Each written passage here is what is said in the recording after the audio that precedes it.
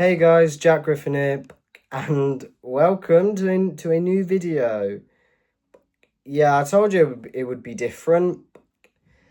So, for those who didn't catch my community, why can't I say community?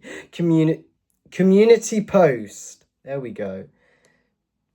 I've had my room redone, and I've been moved.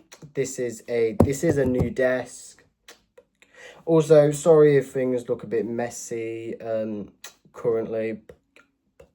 I will clean my desk up when I have to do other reviews and that. But yeah, you can see that there's my wardrobe there, my doors there, and of course my new bookcase is there. And if we just quickly look around there, that is. Oh, so, by the way, yeah, that was my TV and my Xbox and PlayStation. By the way, like I said, you may have seen my stars. My curtains have stars on them. I did not pick them. That is because they were actually bought 8 years ago when they wanted to do my room up eventually, but I refused. I am going to be getting new curtains, so don't worry, this is not, I did not think, oh, I'll have stars on my curtains. I am going to get new ones. But yeah, I'm going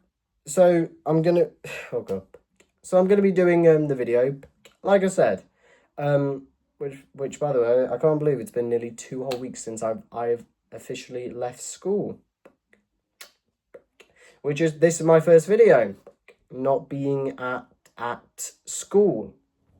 I will be able to upload quite a bit. Nearly finished on series 2, just making a last few notes, and then I'll get on to series 3. I'm also going to start doing some other content. I do want to start talking about James Bond because, well, I promised I would. I've got to do some stuff. I've also been watching Batman the Animated Series on Netflix because they have that. Well, most of them anyway. I still can't believe they don't have like the remaining episodes.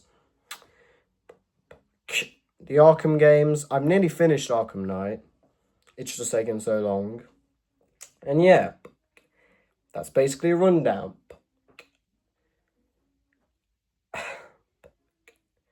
Like I said, I really did the Beast Quest reviews on this channel just because I wanted to get them out of the way, because I've done them. Now I've done all the current Beast Quest reviews, and then when they release it'll be in a nice order. Which, by the way, yeah, I'm afraid Beast Quest reviews are going to be limited to, well, on the new series, it'll be once a year. I know. It's unfortunate. I wish we could have more to do, but there's plenty of other content, and there we go. But anyway, just got to check. I mean, nearly 4 minutes in, we might as well get on to what we're doing today. Today, I'm going to be reviewing the 3rd episode of the Percy Jackson TV series. For those who don't know, I did start reviewing this back when it came out. However, I took that long break during last year, and I basically decided to, not upload.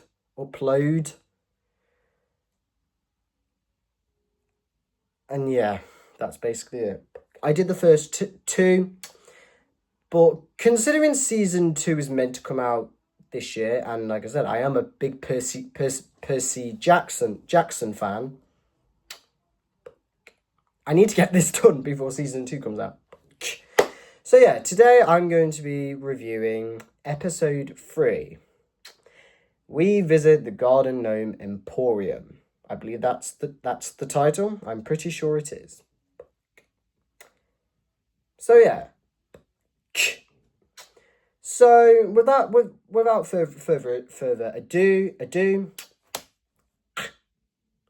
By the way, yes, this is the video that was accompanying Series 1 retrospective. Anyway, what's the plot? Well, so this episode is basically Percy, Grover, and Annabeth. Yeah, we finally get to know more about Annabeth. Setting off on their quest. Where basically along the way, they get to this gas station. Turns out Mrs. Dodds and her Furies are there. Mrs. Dodds having come back from death sooner. And they run into the woods, where they come across a place called Auntie M's Garden Emporium. I believe it's Garden Gnome Emporium. I love the lightning thief. I love it so much, but it has been a while since I... Yeah, I believe it is Auntie M's Garden Gnome Emporium. Mrs. Dodds, aka the Fury, comes down to attack them. However, a woman known as Auntie M comes out and offers them protection and shelter. They get to learn a bit more about each other, and that's when they discover that she's actually Medusa, the famous Gorgon from Greek mythology. Our heroes hide in the basement of Auntie M's Emporium, and then they use their wits to outsmart Medusa, and Percy chops off her head. Percy then tells them about the prophecy. They were told how he would be betrayed by a friend. He then mails the Medusa head to Mount Olympus, where it is delivered by none other than Hermes himself. And that is where the episode ends. So, yeah.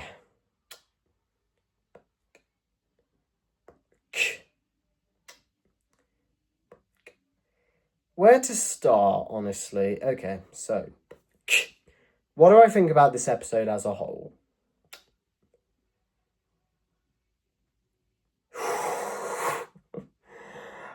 What do I think of this episode? Not much. Because I hate this episode with a passion. I'm not even going to say it. It is my least favourite episode of this season. I hated it when I first watched it, and I've never grown to like it since. Okay, so before I get on to the whole stuff, let's at least talk positively. What did I like about this episode? Walker, I still think, portrays Percy well. Although I think out of the three, this is his weakest performance of the character yet. I think Medusa is definitely the best part of the episode. She's portrayed well, I think. I know I said I wasn't going to go into any cons about this, anything I hated. The writing, I think it was the writing in the script that made her not as good as she could be. I also think her design, I get it. You know, the woman with the snake hair. But Medusa is so much more than just a pretty face and snake hair. She has distinct ugly features in her face. Which, as someone who's as big as Greek mythology fan as me, they had the chance to make her uglier, but they didn't, which is such a shame. I also liked Hermes' cameo at the end, which, for those who don't know, Hermes is played by the one and only Lin-Manuel Miranda. Yes, Alexander Hamilton himself. Yes, the writer of Moana. Yes, the I Always Wanted a Brother creator.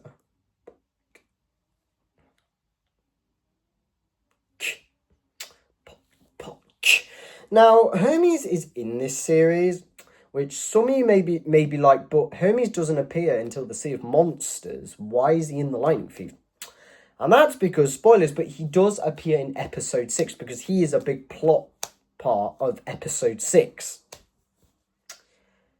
But I'll talk about that when I get to episode 6.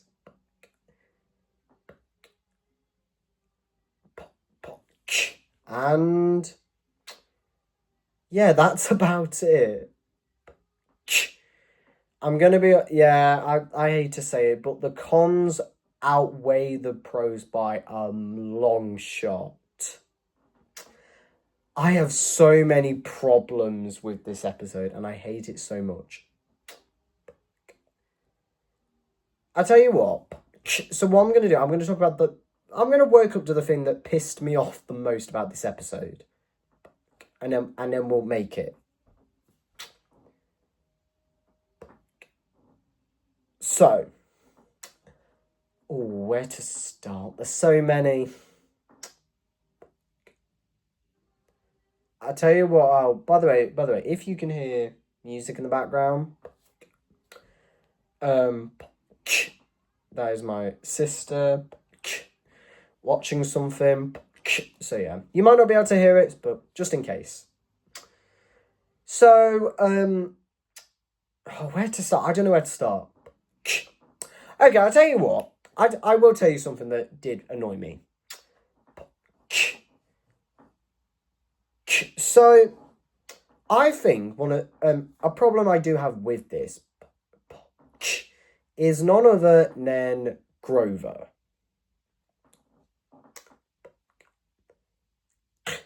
I'll say this. So far, I'm not getting Grover. I think Ariane so far has been alright with Grover. I still don't like the idea of them falling out in episode 1 and then they help each other during the Minotaur fight. I do not get that. I don't know why they decided to have some conflict between them. Grover is treated, and I'm going to get onto a big problem I have with this series as a whole. I feel like Grover, quite a few times, was treated as a punching bag. Now, yes, Grover in the book, he did have many moments that were funny, or he was a bit of a comic relief at times. But he was never like, they never like really used him as a punching bag a lot of the time. In fact, I don't even think they did use him as a punching bag, if memory serves me. Like I said, comic relief, but he also had his serious moments. I could not take this guy seriously for one moment, which I'm worried about later seasons. Although, to be fair, as long as if they make it more serious, I'll be okay. Maybe.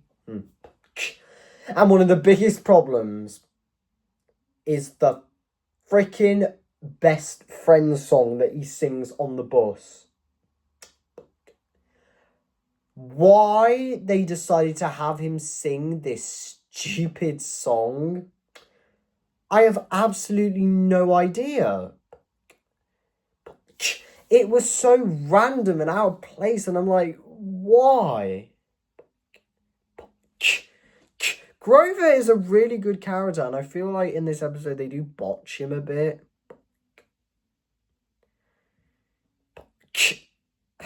And yeah, that's really what I think of Grover. I really felt like why they made him a punching bag. They shouldn't have done that. 100% they should not have done that. Like I said, I have him be comic relief. Problem is, though, he's not funny. He's not funny. And I swear down, like other characters as well, people just hate him, I swear down. It's so horrible. I feel sorry for Ariane because, you know, there are moments where I get Grover, but then there's moments where I'm like, no, you're just not Grover. What else? I could talk about a bunch of things. I'm trying to... Okay. The next complaint I will give is actually at the end. Percy telling his friends the prophecy. In the book, Percy doesn't tell them the prophecy because, you know, he doesn't want them to worry or something. But in the show, he just flat out tells them because of an arc they had during this episode, which I hate, which I'll get onto, which is my biggest criticism of this episode. So yeah, I didn't like that. I also think we don't get the scene on the bus when the Furies attack. Well, we do. It's just skipped over, and literally as the Furies get on the bus, they get off the bus and run. We don't have like, oh god, we don't have a. Pardon me. We don't have a fight scene or an action scene there.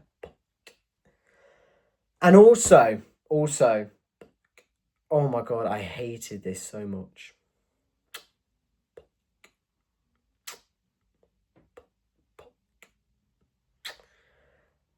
Mrs. Dodds is sat on the coach as Annabeth comes out with the snacks with her invisibility cap. Mrs. Dodds senses her and then starts talking to her. And has a full-on which, by the way, Annabeth sits down for this. She tries and convinces her to betray her friends. And then it went nowhere in the episode. So I'm like, what was the point of that? It was so pointless. Why did they do that? Why are they... I get it. They make some changes, but they replace them with bigger changes that are pointless and don't even add anything to the story. I don't like it. I will... So yeah, that was stupid. Also, one thing that I found incredibly stupid, when Medusa comes out and protects them from the Fury, Mrs. Dodds, she covers her eyes with her like winged arm, as she should. It's Medusa. She knows. She knows who she is. But instead of flying away and waiting for the kids to either come out or them to die, she stays in the same position, still covering her face when they go inside. What the freak? It's so stupid. Why is she just standing there with an open, even though Medusa's inside? Hello? You can fly away. It's so dumb. It just questions, like, why didn't she just fly away? Why is she there just doing that? Oh my god, it pissed me off so much. Another thing I'll get into... Calm now. Try not to lose it. Another thing I will get into is Medusa. So like I said, I think she's the best part of the episode. She's portrayed quite well. It's the script that I don't like. First up, she doesn't, well, they do, but they don't eat them. They don't eat cheeseburgers, which is so sad. I really wanted to see them eat that food, because I bet that food would have looked really nice. And the burgers looked really nice as well. So they have Medusa, who in the book is a sweet person. Yeah, a sweet person trying to entice them. Right? Makes sense.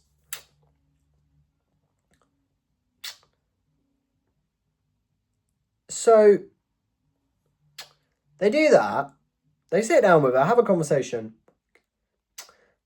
And then she proceeds to tell her backstory, revealing that she is Medusa. So they know that they're in trouble.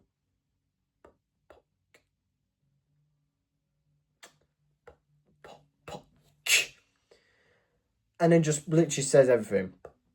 She has a grudge against Athena. Has a grudge against Poseidon. We all know the story of how Athena turned Medusa into the monster. The monster because of her, you know, having an affair with Poseidon in Athena's temple. But do you want to know something worse? Annabeth already knew that it was Medusa. So all tension building to revealing who this woman is taken from the episode. They approach Auntie Em's Garden Gnome Emporium. Annabeth looks at the statues and she goes, statues, not that hard to figure out who lives here. How does that show that it's Medusa? They're just statues. How?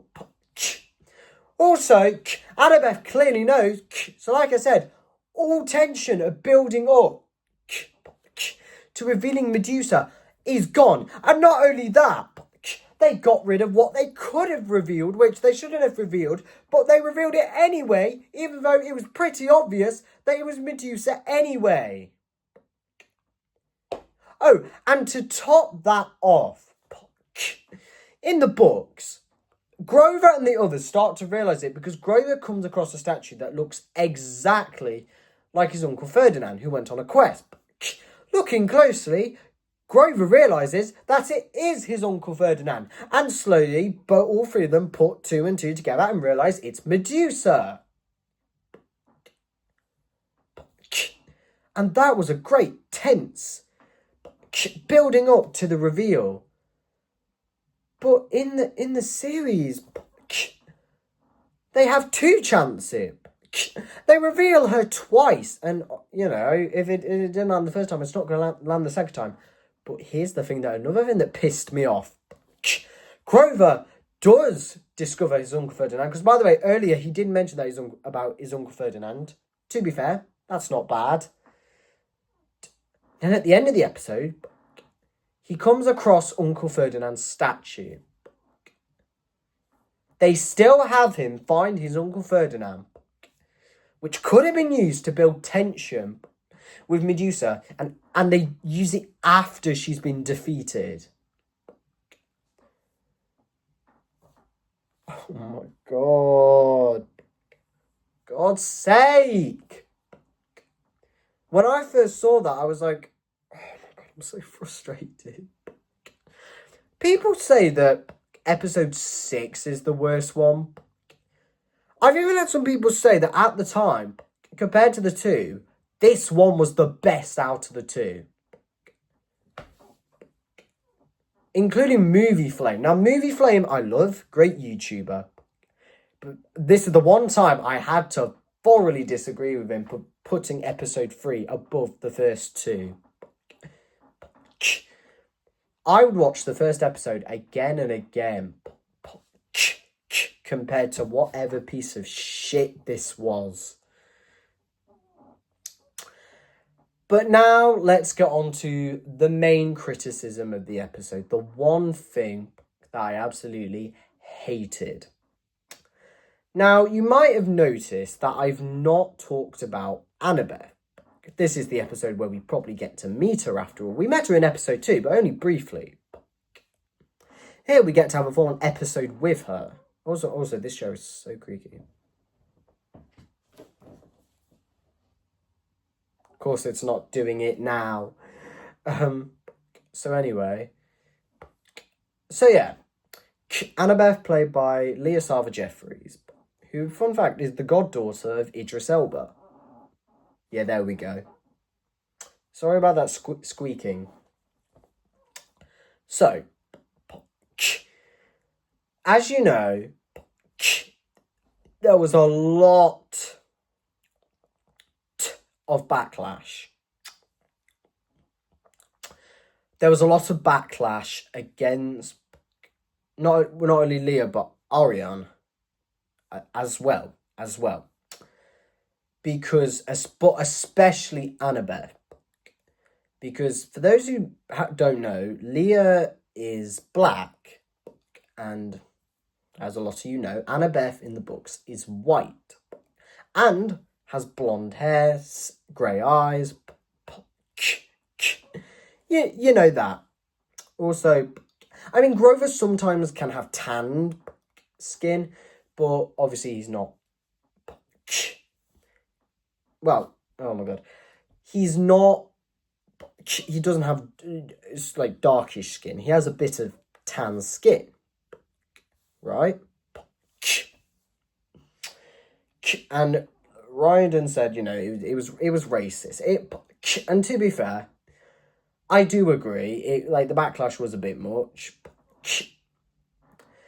and a lot of people said, as long as she can act as Annabeth, that's all that matters. And 100%, yes, that. As long as she can act like Annabeth, that's all that matters. Now, I'm gonna say this. When I first heard the announcement, I too was upset. Because Annabeth is one of those characters where, yes, it does state in the book and in all of the like adaptation, like the graphic novels, which, well, for the most part, are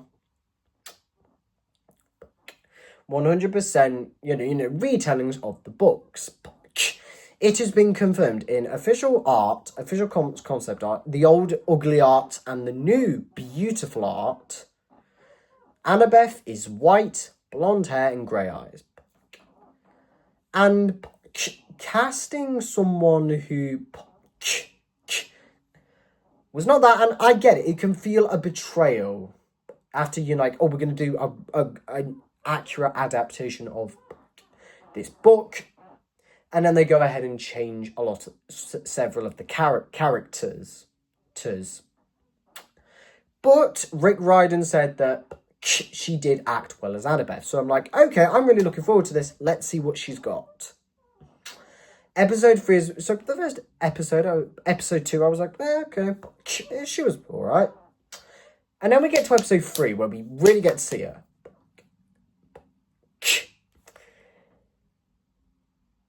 And I was fucking disappointed. I'm sorry, but I hate Annabeth in this episode. Oh my god, they made Annabeth such an unlikable character. Some of you might disagree with me, but hear me out, see where I'm coming from. There's a whole arc in this where Annabeth and Percy basically argue, you know, who's the best one out of the two, who's the main person, who should be the responsible and who should do that. And I'm like, why are they arguing? Now, yes, Annabeth and Percy did disagree about a few things in the book, but they got on pretty much from the beginning. In fact, it was Annabeth showing him around. In the films, it was Grover. In here, it's Chiron. And I don't understand. Like, I really felt like they should have had Annabeth. They 100% should have had Annabeth be the one to show Percy around. Because then we get more screen time with it, and then when we go into episode 3, I'm pretty sure they wouldn't have that whole argument if she'd have been with him more in episode 2. But no. I don't know why they can't just have her show him around. Is it that difficult? But yeah, but the biggest thing about her is Annabeth is seriously an unlikable person. Here's the thing. So they're set off on the quest, and Percy looks at Thalia's tree. He's like, what's that? And Grover basically tells the story of how a protector, who we know is him, led Luke, Annabeth, and Thalia, to Camp Half-Blood, but they got attacked by monsters, and Thalia sacrificed herself, and Zeus turned it into a tree to act as a border to protect Camp Half-Blood.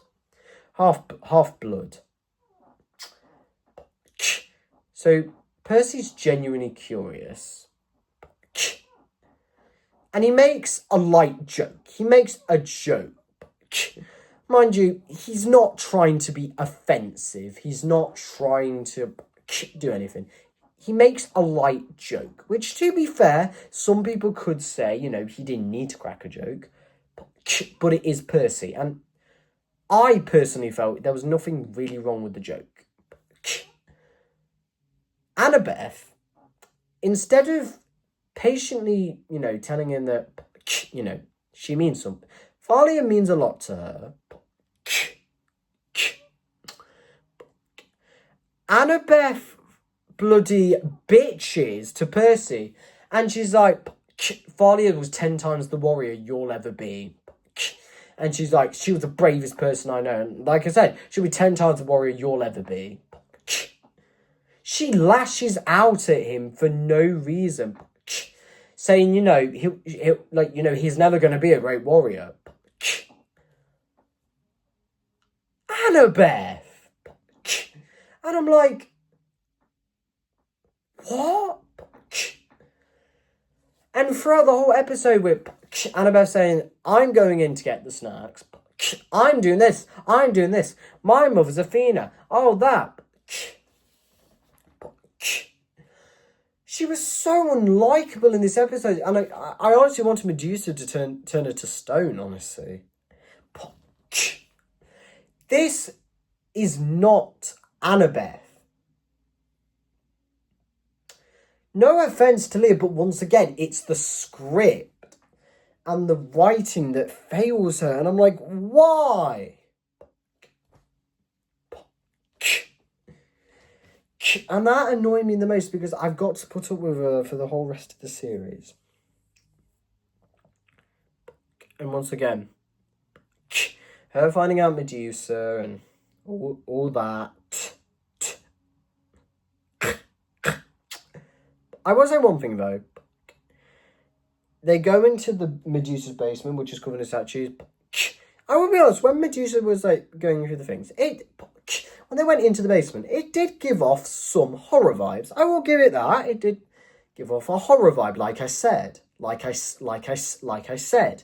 However, it barely gets used, and in the book, it was so much better. And with that, yeah, that's pretty much all I've got on this episode. So yeah, those are all my pros. Those are all my cons I have with this episode. This episode is abysmal. I do not like it. I've never understood why. Some people do like it. I don't know why. And yeah, we'll see where the rest of the series goes. So overall, like I said, it did have some good points. I think I gave the first episode, first episode a 5. Episode 2, I think I gave an 8 or 7. For that episode, I'd honestly give it a 7. Now thinking about it, I might have given it an 8 in the past. Who knows? This episode, it basically destroyed my favourite female character in the Percy Jackson universe. got rid of a really great part of the book and just botched it. Had another great character, basically a punch bag, throwing useless arcs. And that's about that. So overall, I was thinking of giving this episode a 2. Just to be kind. But then I realised, why have I got to be kind to this episode? And also, yeah, it ruined those characters. So overall, I give episode 3 a 1 out of 10. I do not like this. Whenever I rewatch the Percy Jackson series, I always skip. Mind you, I've only watched it, the whole series a few times again. I literally always skip episode 3 because I hate it so much. And I can't be bothered to sit through it again. So yeah. Hopefully episode 4 we'll be able to pick things back up. Fingers crossed. But yeah, it's so far just looking all right for the series. But like I said, can the series pick itself back up again? We will see. But with that being said, that is all for this time. If you like what you saw, leave a like, leave a comment, don't forget to subscribe. Press that notification bell down below. I'd love to know your thoughts on this episode. What do you think of it? Do you think it's bad? Do you agree with me? Or do you actually enjoy it? Which, by the way, for those who do enjoy it, I'm really happy that you do. I'm glad you were able to find enjoyment in this episode that I hated. But yeah, that's all for this time. And I'll see you next time. Peace out.